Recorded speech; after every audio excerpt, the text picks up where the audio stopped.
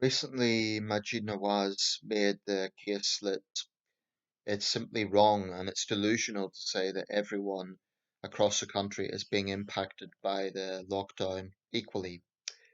Um, I didn't watch this whole show, but that was the main thrust of the argument he was making, and I think he's absolutely right.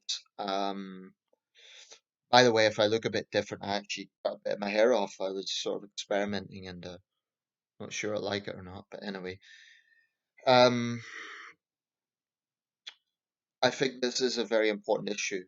Um, and have to say, I feel a fair degree of anger when I hear people trivializing this.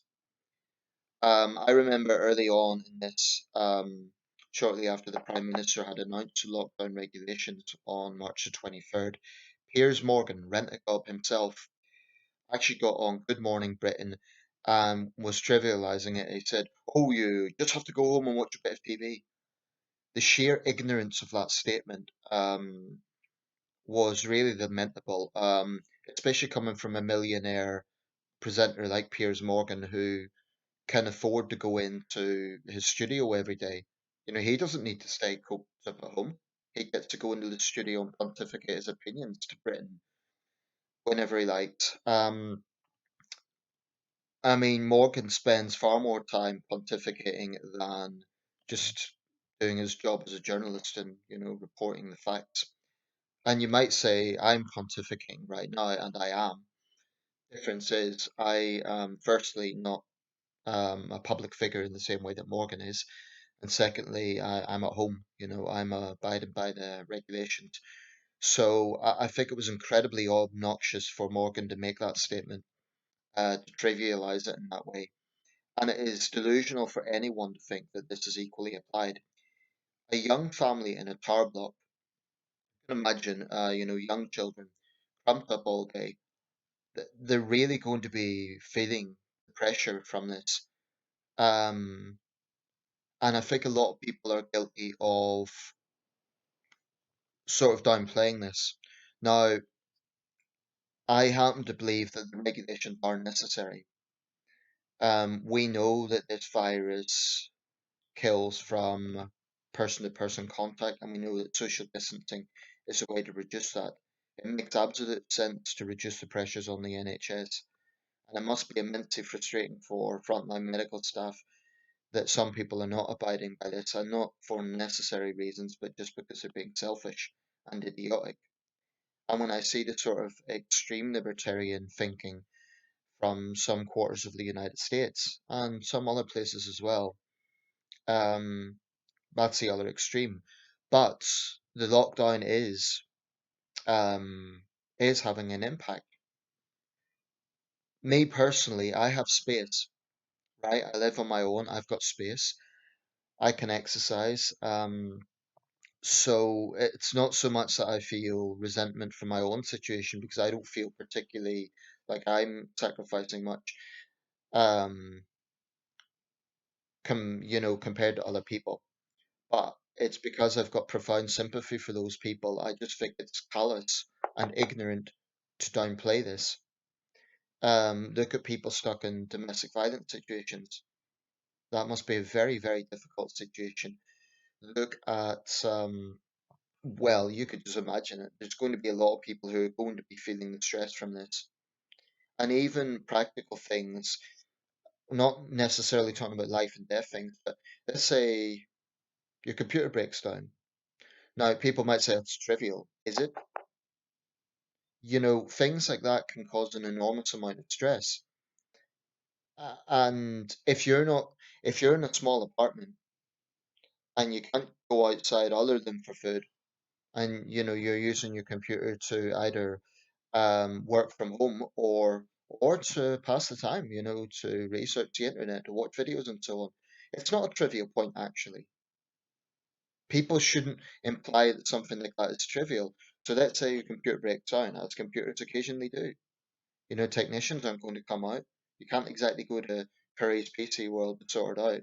Not that I would particularly recommend them anyway, but people in that situation are going to be very, very stressed out. And I don't think it makes them weak to be stressed out. I think it's a totally human reaction. I mean, quite honestly, if my computer broke down now, I would be stressed to the max.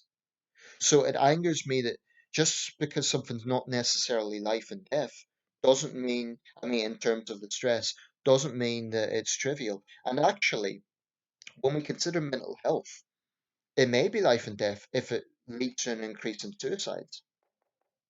These are not trivial things. So I do understand the necessity of it, although I know that Johnson is trying to find a way out of this. We're talking about the latest news was just going to be a sort of easing off of the lockdown restrictions um, by the end of this month, um, which is good. But of course, it needs to be done responsibly because this dreaded second phase could be an issue. We find ourselves in a very difficult situation as a nation. We are one of the most impacted countries in the world, even if you consider that other countries are downplaying their death tolls. We are heavily impacted by this, and so the regulations. I don't think it's about being sheep. I don't think it's about accepting tyranny, as some would describe it.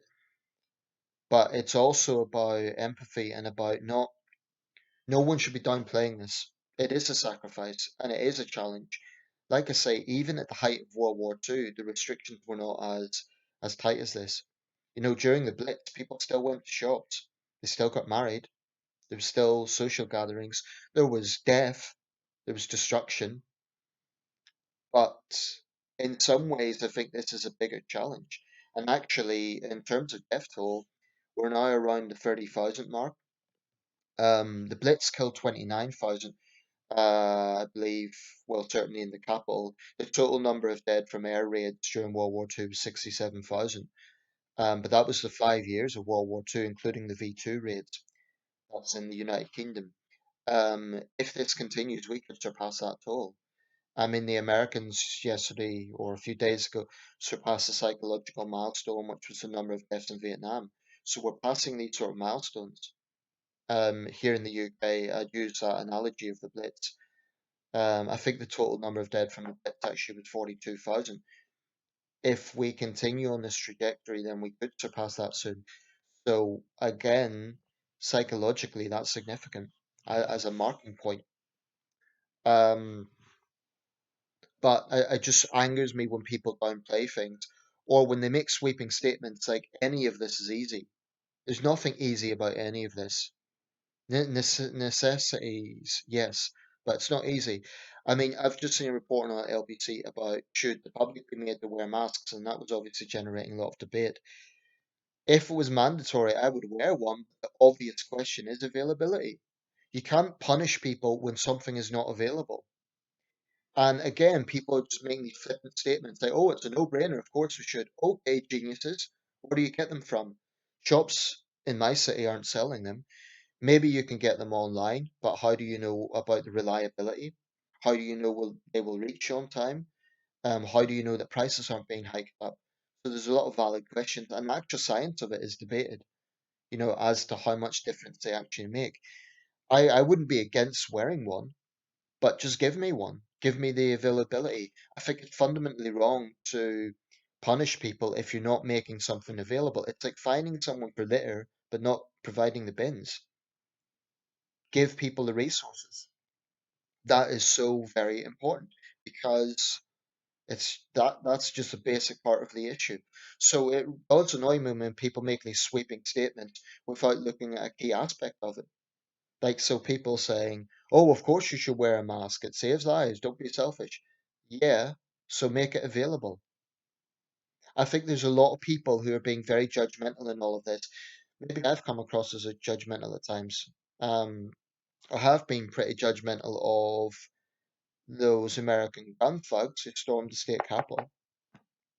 So maybe this is what COVID-19 is doing. It's putting us all in a sort of judgmental situation. But with them, I mean, I think that's just thuggish behavior. But what I will not do is trivialize any of this and say that it's easy. And I think Piers Morgan should apologize. He will never do that because he's a very, very arrogant individual. He's never wrong in his mind.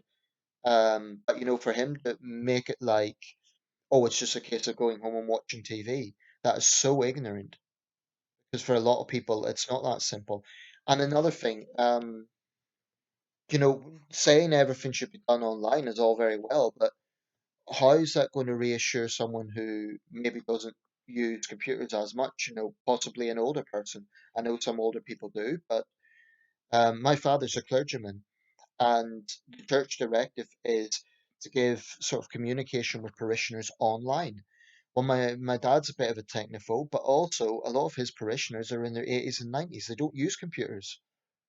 So there's also an overt reliance on technology that takes away the human side of things. And my dad's respecting the rules, he understands them. But I just think it's wrong for people to be trivializing this and implying it's easy in any way, shape, or form. And it is harder for some people than others. It is. We cannot underestimate the mental health side of this. And to be fair, there has been good initiatives. I know people have been kind of been doing like self-help videos and yoga videos and stuff like that. That's all good stuff. But it does anger me when some people trivialize it. Piers Morgan is a prominent example. How dare he, on his salary, with the freedoms that he has that other people don't have, he can go into the studio every day. You know, I mean, one could argue is his essential work. You could say journalism is, but he's he's just pontificating his opinions. Is it really essential work? Why can't he be doing that from home? A lot of the CNN anchors are Chris Como, because he had COVID symptoms, is broadcasting from his own house. I'd like to see Piers Morgan do that, if he thinks it's so easy. So I do have enormous sympathy for people who will really be feeling this. It's going to be exacerbating mental health problems, and that's something that could potentially lead to a rise in suicides. It's not, and that in itself is a health crisis. So yes, there's a health crisis from the virus, but we could actually see a mental health crisis as well. And one thing, I'll just close with this constant mantra of stay home, stay home, stay home. I understand it to stop unnecessary social contact, to free pressure on the NHS. Totally understand it. But I'm a little concerned that, someone who perhaps is a vulnerable adult, who perhaps suffers from anxiety, who perhaps has learning difficulties, when they're constantly hearing this, they might be hearing they cannot go out for food. Yet we know that food is an absolutely necessary thing. So I think that, say, the advice should be stay home unless necessary. It shouldn't be just stay home, period. That's bad advice because you need to leave the house for certain necessary reasons. Not everyone drives. So this blanket mantra, just stay home no matter what, I don't think that's good advice. I think it can be quite reckless actually because it's not, just responsibly saying only go out when necessary. It's saying don't go out at all. And that is not good advice. And it's not actually what the official regulations are. So I think the government could have handled that a bit better in some of their communication. Like this sweeping mantra, stay home no matter what. It's contradicted by what their other advice is on less exercising or food. But the official government advertisements are all stay home, save lives, save the NHS. I understand the logic of it, but it's a sweeping statement, and I do think it will impact people who may be vulnerable. Eating is not a trivial thing. People have to eat.